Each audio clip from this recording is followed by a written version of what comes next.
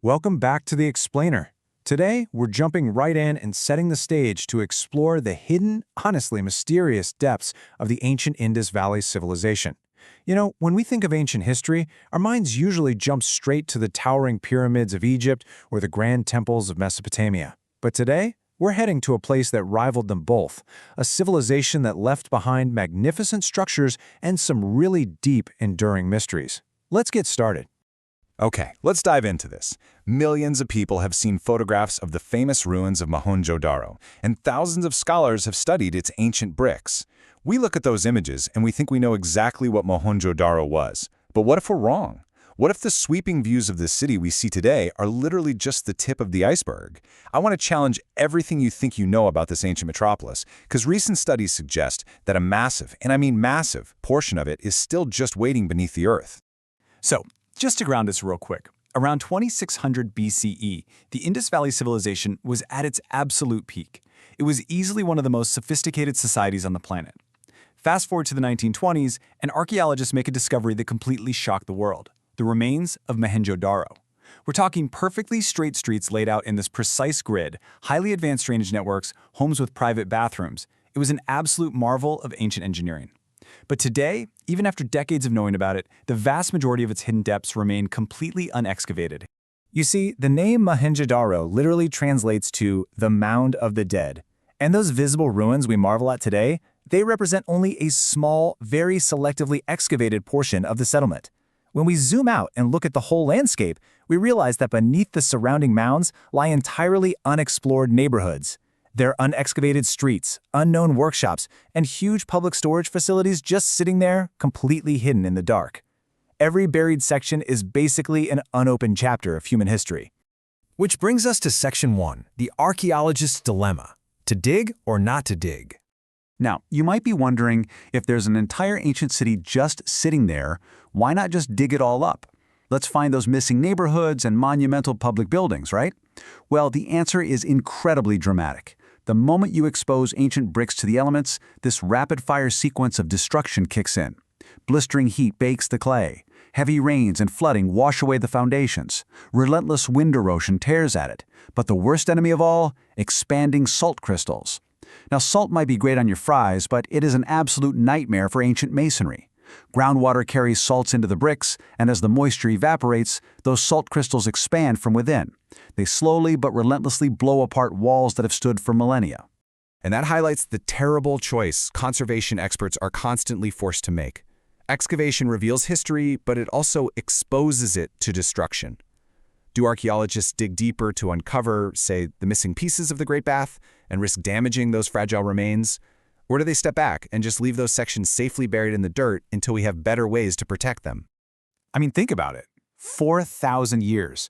For over 4 millennia, the buried remains of Mohenjo-daro were completely protected by the earth itself.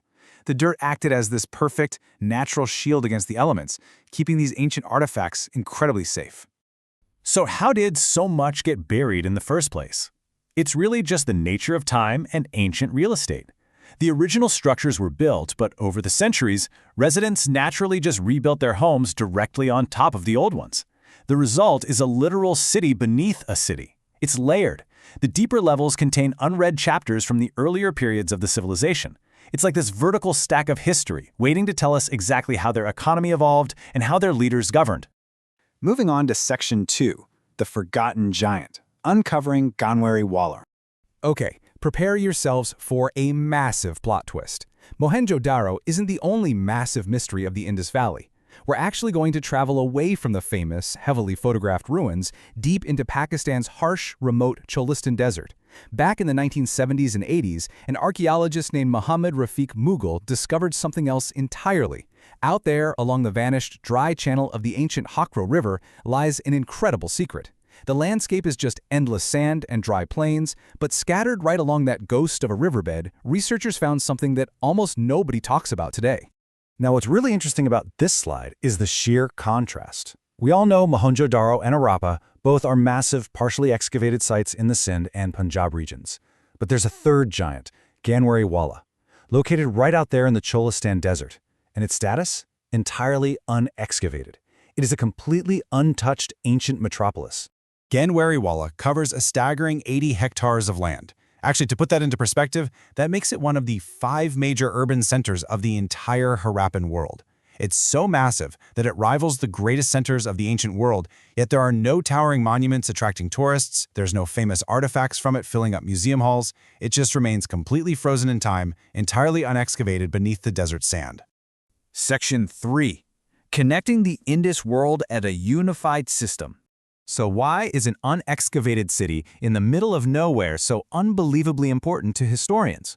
Well, it all comes down to understanding the grand network of the civilization, their standardized weights, their long-distance trade, and perhaps even that undeciphered script of theirs. This empire was larger than ancient Egypt and Mesopotamia combined, and Ganwariwala, it sits uniquely right smack between the major northern and southern urban centers. It wasn't just some random outpost. It acted as a crucial administrative bridge connecting these two massive regions. And this brings us to a really crucial realization. If true, understanding this city could reveal how the Indus world functioned as a unified system. I really want you to take this away from our time together today. Ganwariwala isn't just another old city. It's the missing link. It is the key to understanding how an entire empire communicated, traded, and survived. So what exactly is sitting down there in the dark? While speculative, experts are pretty confident there's an untouched treasure trove sealed safely beneath the sand.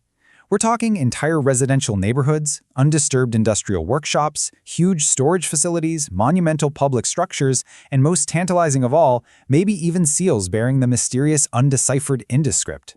Every single buried object is a puzzle piece that could finally break the silence of this ancient people. Which leads us to Section 4, Uncovering History Without Digging. So how do we get to those puzzle pieces without, destroying them? And this brilliantly illustrates how modern technology allows us to digitally resurrect hidden cities without lifting a shovel. We don't need to spend millions of dollars and decades on destructive digging anymore. Thanks to this ongoing technological revolution, we use satellites and drones to identify ancient patterns that are completely invisible from the ground. Ground-penetrating radar and magnetic surveys let scientists detect buried walls and streets. And LiDAR mapping, that literally allows us to digitally resurrect the city. We can map the hidden layers of Mohenjo-Daro and the vast expanse of Ganwariwala digitally, preserving the fragile remains perfectly.